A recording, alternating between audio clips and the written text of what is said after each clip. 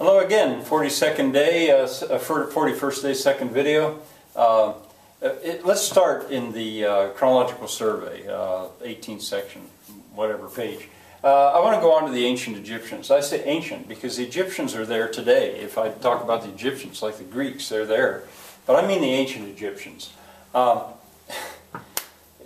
Kids get disappointed with my class at this point sometimes because I go across them so fast.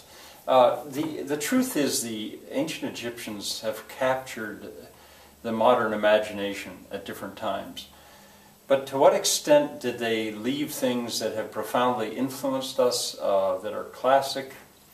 I feel justified in going quickly. To be honest, I personally am more interested in what they did with irrigation along the Nile than their amazing buildings and stuff. But people have been interested in it. So I say to the class, well, what did they leave us that we still value? And kids say, mummies. Yeah, that's right, mummies. And all the, not only the mummies themselves, but that whole mystique that's come with mummies. I always think of the British Museum at this point. I was only to the British Museum, I think, one time, the first time I ever went to England. And there is a marvelous collection of mummies in the British Museum. Yes, that's right, the Sphinx, the giant Sphinx. Yes, that's right, we value it. People will travel to Egypt to see these things. The pyramids, the giant pyramids at Giza. Well, there were lots of pyramids, and I'm always a little puzzled whether there's an H on that or not. I don't know. But kids can usually come up with it, Giza. I don't value those as much as maybe I should. I'm sure they're a really big deal, but they're not as beautiful to my eye. I mean, in their simplicity. It's probably a fault of mine. But the one thing about the pyramids at Giza that I do believe is that their sheer size is worth noting. I think, a typical block might be 2 tons. As big as half of a car, solid stone. That's not megalithic construction. That's a big block of stone. But the thing is, I think there are something like 2 million of them gathered and put in that pile of one of those giant pyramids at Giza. I read a wonderful, wonderful book called Man the Builder. I don't remember the author anymore, Man the Builder. And the guy who wrote that, as I recall, he wasn't very happy with thinking about all the work that went into that. But he did have to admit that in terms of engineering, it's one of the most amazing things humans have ever done. So, great. It just doesn't inspire my beauty. But they left us that. Classic, no doubt about it. Maybe they're, probably will be there when the Empire State Building is gone. They'll still be there. Hieroglyphics, yes, they're pretty, they're neat. They left us those, we like them. One thing back on the pyramids, I was amused to find out that I actually felt more kindly toward the pyramids when I realized the fuel that built those pyramids. Just like we'll build things with diesel oil or gasoline or whatever, the fuel that runs our backhoes and bulldozers and stuff. The fuel that built those was beer. That's what the slaves or the workers, that's what kept them going. It was beer. It was a kind of nothing like modern beer, but it was like a bread that was soaked in water and let the ferment and stuff. But that was what gave the kilocalories that made it possible to move those blocks of stones. I thought, well, that's kind of interesting, built by beer. Anyway, the Rosetta Stone, I think that's right. The Rosetta Stone, that is certainly treasured. I've seen it. It's in the British Museum. When you go into the British Museum, there it is, this big block of stone.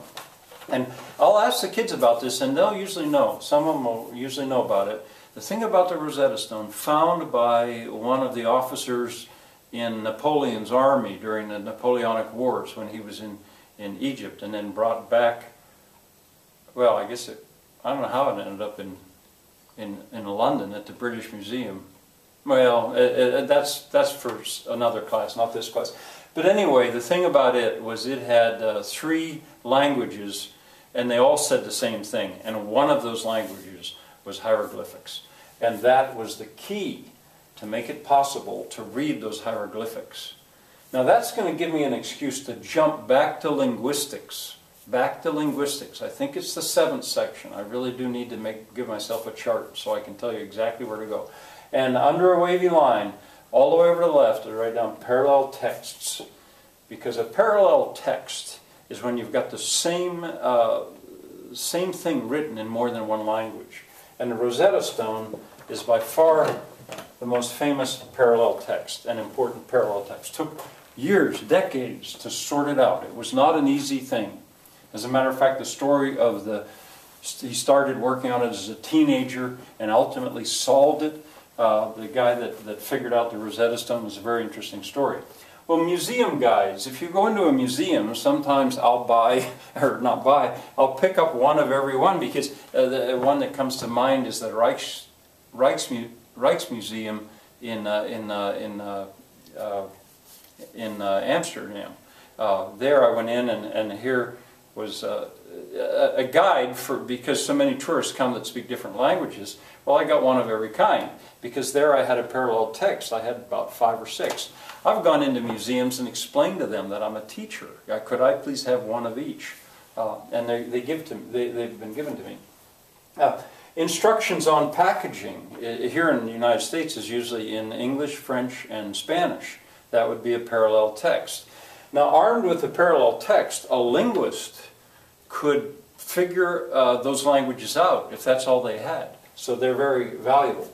And then finally, I'll point out that when we get to our foreign language, Spanish, French, and German, in effect, what I'm going to do is I'm going to give a little conversation that will be practically a parallel text, because I think once my students have learned a little bit of Spanish, then the little bit of French becomes easier, because I'll be working with a sort of a parallel text. All right, I'm always going fast. But so be it. I don't even know what I'm going to do tomorrow yet. I have to figure it out. But thank you so much for tuning in. See you tomorrow.